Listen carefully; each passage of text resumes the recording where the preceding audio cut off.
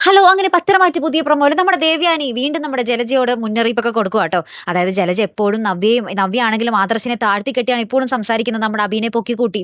അപ്പൊ നമ്മുടെ ദേവയാനി പറയുന്നുണ്ട്, "ഇതൊക്കെ കേട്ട് ക്ഷമ കെട്ട് എനിക്ക് പലതും പറയേണ്ടി വരും ചിലപ്പോൾ. അതിന്റെയൊക്കെ കലി അടക്കാൻ വേണ്ടിയാടി നിന്നെക്കൊണ്ടും നിന്റെ മോനെക്കൊണ്ടും പലതും ഞങ്ങള് ചെയ്യിപ്പിക്കുന്നേ" എന്നൊക്കെ പറഞ്ഞ് നമ്മുടെ ദേവയാനി പറയുന്നുണ്ട്. "നിനക്കും നിന്റെ മോനും മര്യാദക്ക് നിന്നാ നിനക്കൊക്കെ കൊള്ളാം" എന്നും പറഞ്ഞ് നമ്മുടെ ജലജയ്ക്ക് വീണ്ടും നമ്മുടെ ദേവയാനി മുന്നറിയിപ്പ് കൊടുക്കുവാണേ. അപ്പുറത്ത് നമ്മുടെ ആദർശ് പറയുന്നുണ്ട്, "ഏയ് മുത്തശ്ശൻ അങ്ങനെ എന്നെ ഒന്നും വെറുക്കാനൊന്നും പറ്റത്തില്ല. ഉള്ളിന്റെ ഉള്ളിൽ ഭയങ്കര സ്നേഹം തന്നെ ഉണ്ടാകും" എന്ന് പറയുകയാണ്. അപ്പൊ നമ്മുടെ നയന പറയുന്നുണ്ട്, "ഏയ് എനിക്ക് നേരെ മറിച്ചാ തോന്നിയത്. ആ ഒരു ഡീല് മുടങ്ങിയതിന് ശേഷം ഞാനൊരു വേറെ മുത്തശ്ശനെ തന്നെയാ കണ്ടത്" എന്ന് നമ്മുടെ നയന പറയുകയാട്ടോ. അപ്പൊ ആദർശിന് ഇപ്പോഴും നമ്മുടെ മുത്തശ്ശനെ ഭയങ്കര വിശ്വാസമൊക്കെ ആട്ടോ.